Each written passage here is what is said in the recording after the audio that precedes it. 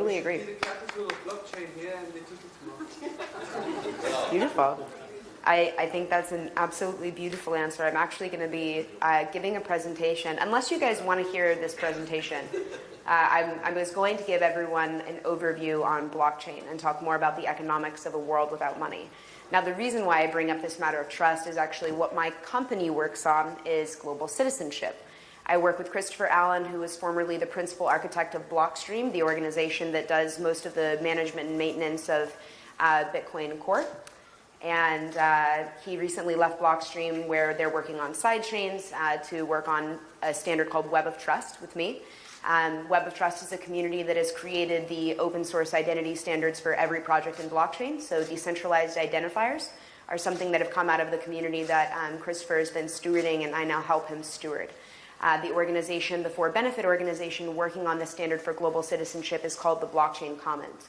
And what our real goal is actually, and what we're really doing, is essentially informing the open source standard for all of the communities and companies working in blockchain to have a level of coherence that can allow for these sources to be interoperable at the outset. So whether you're building on Bitcoin Core or Ethereum, you're building for public open source, or you're building for private use, we all have a coherent set of standards for everyone to be able to use. But what I'm going to talk to you guys about today is a world without money.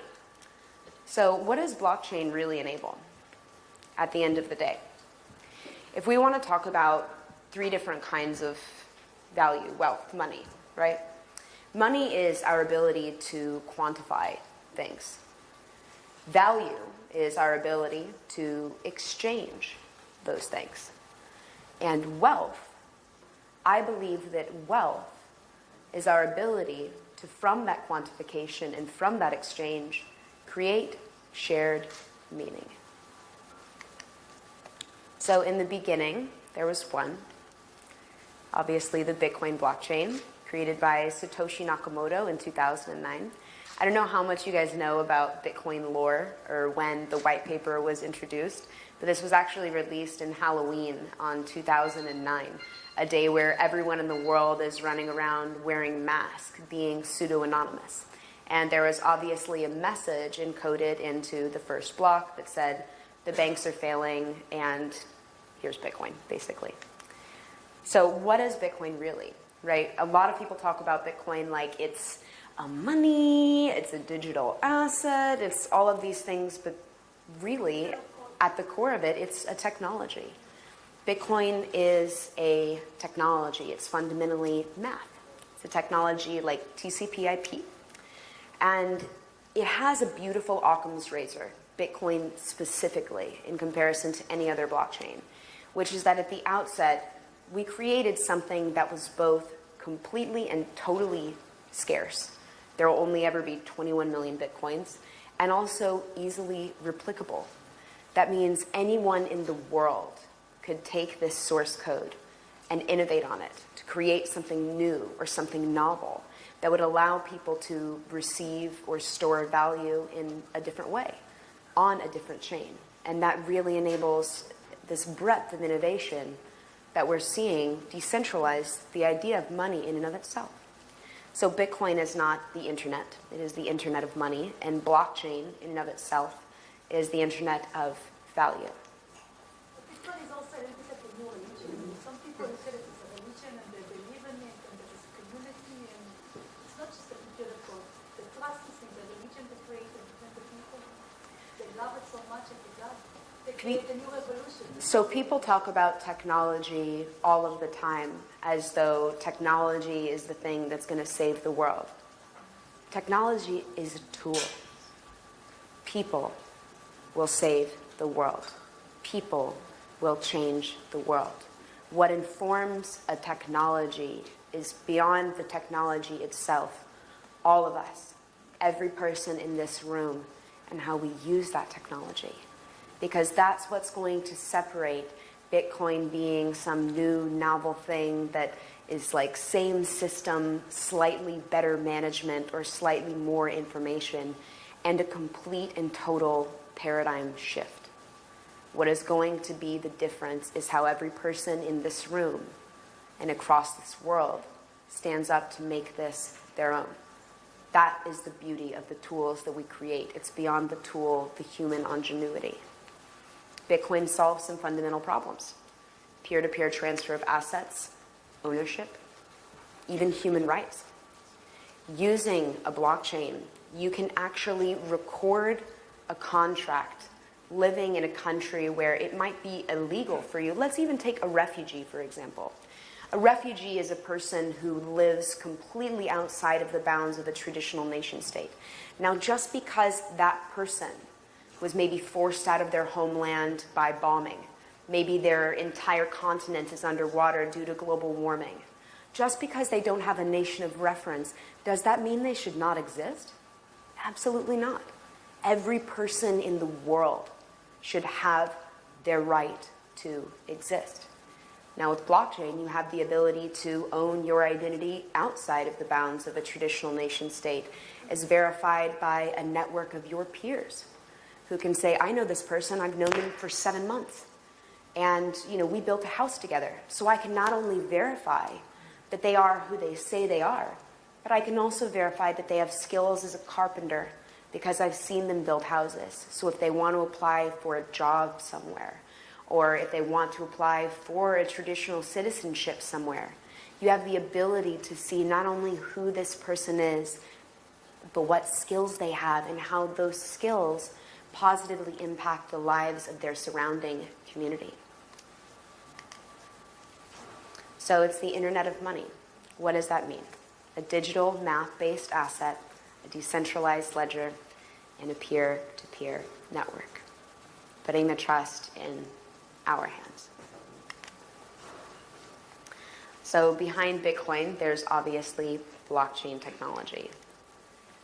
And this is a video about mining. Do you guys know how mining works? Do you want me to explain it? Do you guys know? Can I get a show of hands of people who don't know how Bitcoin mining works, who do not know? There are 2 people in the back. Okay, basically Bitcoin is math, and this is the reason why it's so brilliant. You have all of these ASIC chips all over the world, and you have these insanely complex math problems, the complexity of which, in 2014, it was more likely for one person on the planet to find one specific grain of sand on the Earth than it was likely for someone to solve one of these math problems. That's the level of exponential complexity we're dealing with.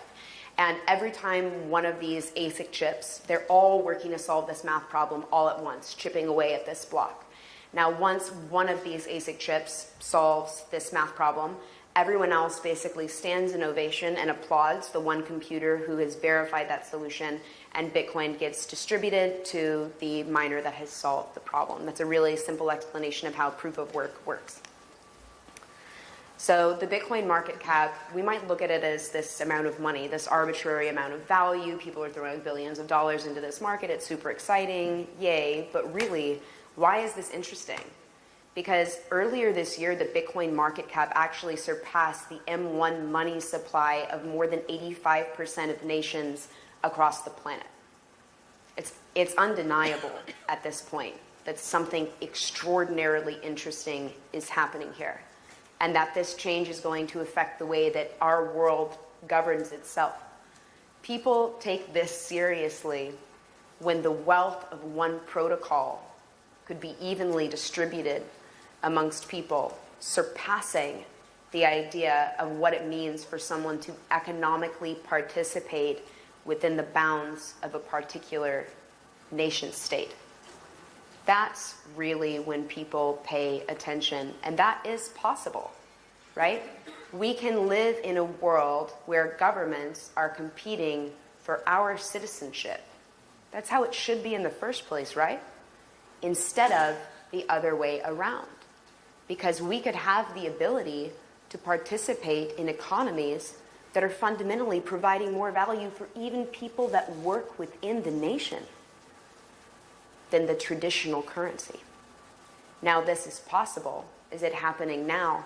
Not yet. We're still in an early adopter phase. We have not remotely reached peak adoption for this technology. The industry is not even in a state of maturity where we fully have interoperability for chains. The chains aren't even smart enough to fully communicate with each other yet. this is still an early stage for anyone in this room to get involved in this industry and do something meaningful. Now, beyond Bitcoin, there are obviously many different chains that do many different things and quantify value in many different ways. Do you guys know most of these? Can you see? Do you guys know most of these? Yes? Most people know most of these? Is there anything anyone would like me to explain? Yes, no? No? Yes? Can you explain salt? Ooh, that's a hard question. So SALT is a for-profit lending platform. For-profit lending is one of the most interesting unsolved use cases for blockchain, and there are many people trying it. And SALT was a company that happened to raise a significant amount of money to solve this problem, and they completely crashed, and burned. Their CEO left the company. The price of their token went from, what, like $15 to 15 cents. So can I explain that? That's rough.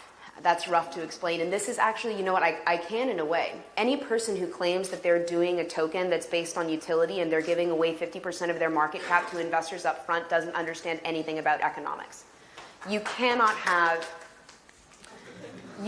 have something legally declared as a utility if you give away 50% of your market to people that already have wealth.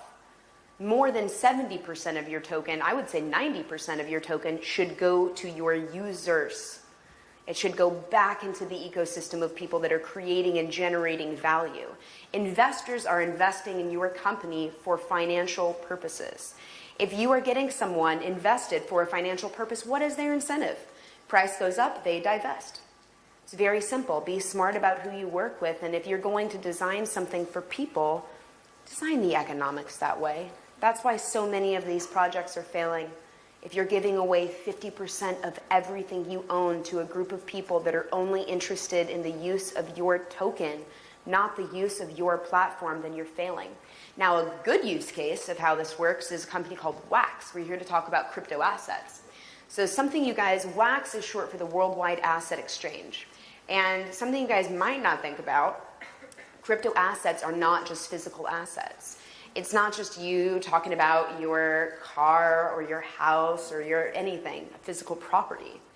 Digital assets are really a huge market of the future that we have formerly not been able to quantify in a way that actually takes this value and redistributes it into the hands of the users. Why are Google and Facebook billion-dollar companies? Because they own our data. And they use our data to do what? To extract value from us, rather than having a world where we own that value and engage with it as a process of mutual exchange. Business models are changing, and it's going from a world where a company says, I have all the resources, so I'm going to take from you. And when I take from you, I open this up a little bit. Maybe I give you access to something you need because I own everything.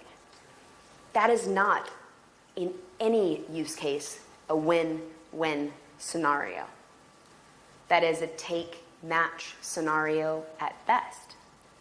But with blockchain, if you own your data and you own your privacy, we have the ability to say, I have this, and I have this, and now for the first time, this is actually a mutual exchange where I can give you something if I choose to give, and I can say I do not consent. Our ability to create that world is once again, up to us. So Wax, the Worldwide Asset Exchange, they're quantifying a digital asset beyond data. It's actually a $50 billion market that appeared over 5 years for, guess what? Digital gaming skins, gaming cosmetics. Because if you could play Halo and win because you buy the more expensive gun, no one would play Halo. That would be the worst. Because then the people who can afford to purchase the most expensive equipment are going to be the best at the game.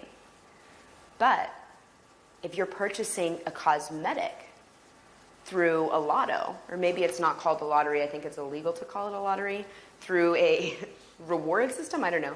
You pay $2.50. The $2.50 goes into a box. The box gets shaken up and it spits out a digital asset that can be worth anywhere from 20 cents to $40,000 to not give your game an upgrade, but to make the items you use to play in these virtual worlds look cooler.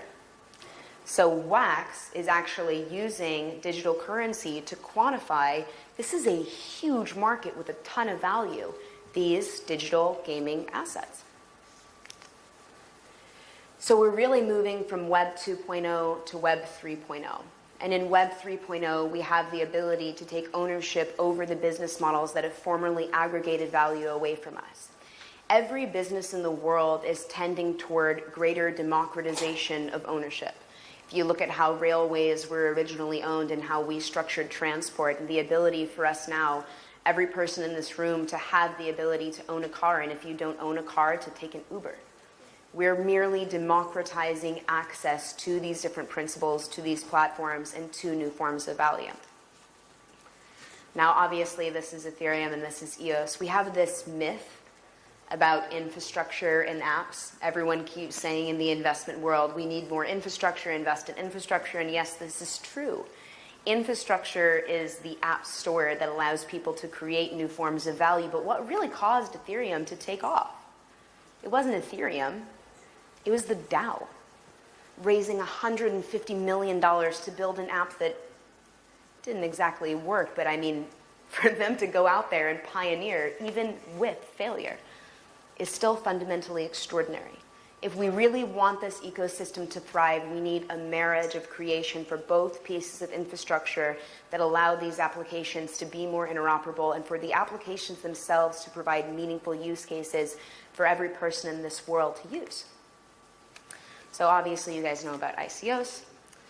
You know what it means, an initial coin offering. It could also mean an initial community offering. And my advice for anyone that's looking at tokenizing a city, if GDP is known to not be an effective way to measure economic success, I'm not certain why we could imagine that one token for an entire city would do the same. If you're going to create tokens for community-based ecosystems, you need to have a diverse basket of currencies for every individual to own if you want those people to have actual sovereign ownership of their currency and of the value that a community is creating. We can't do that by re-centralizing currency, even if that centralization is happening at a smaller locality. If you really want a community offering to work, you need a diversification of value that can allow us to transcend the paradigm of centralization rather than propagating it at a much smaller scale.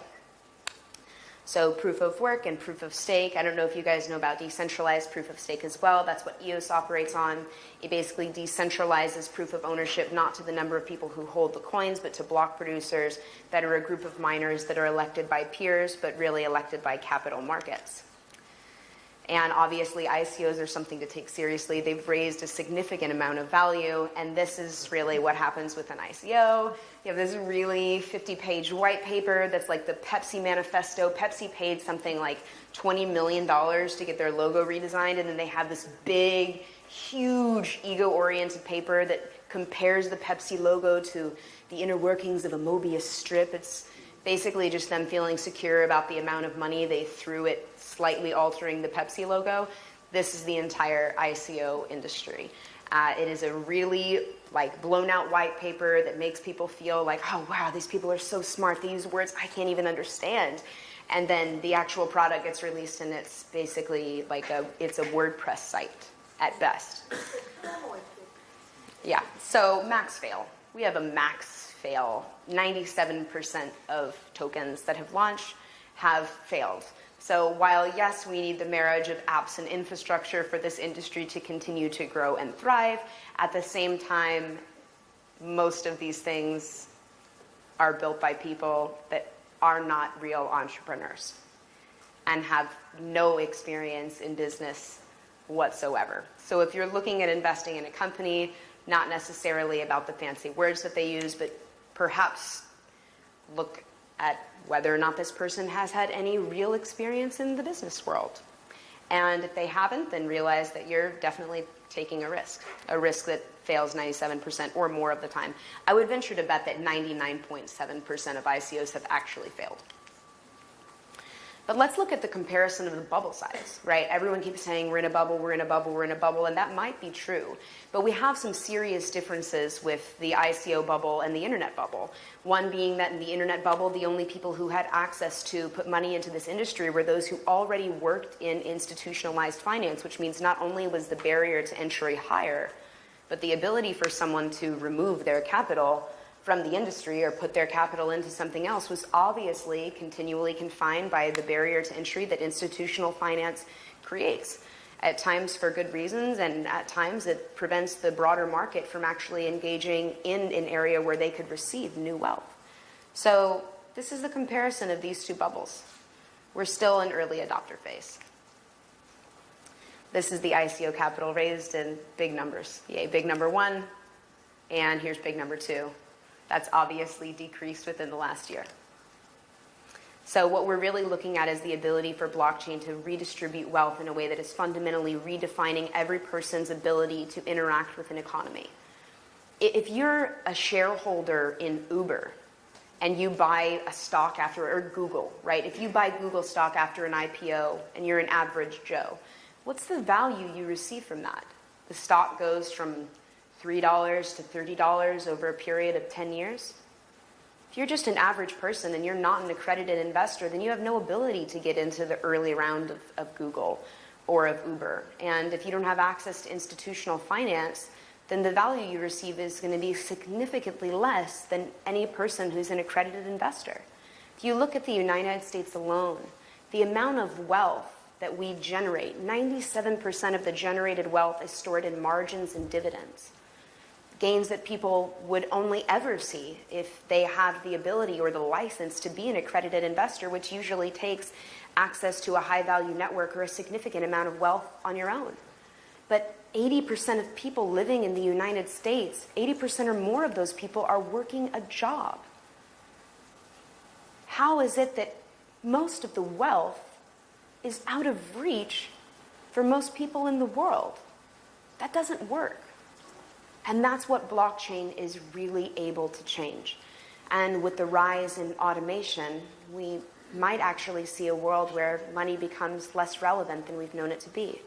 Now, I have 11 seconds left, so I was going to show you guys some cool things about the future of work, automation, Steam It, people making enough money to live for a whole year writing a blog post about carrots, what kind of carrots they like. That's unbelievable. And this is the potential for decentralized applications. I was also going to show you guys a very cool video about science fiction. Actually, so this is important, and then I'll wrap. So why is this really interesting, and why can we live in a world where money becomes maybe less relevant or maybe irrelevant to the way that we participate in what we create? It's that data is a non-scarce digital asset. We have generated hundreds of data points since I've just been talking, every person in this room. And blockchain can measure an infinite asset, an inherently non-scarce asset, using an inherently scarce economy. Now, that basic principle can have some very interesting implications for the future of the way we think about money, value, and wealth. So thank you guys so much. My contact information is at the bottom of the screen. By the way, if you have time, watch this film. It's called Hyperreality.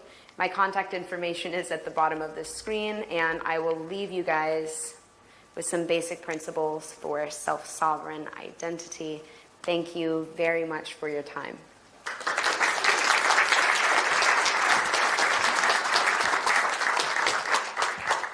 Do we have time for questions, or do we want to pick up on the next person?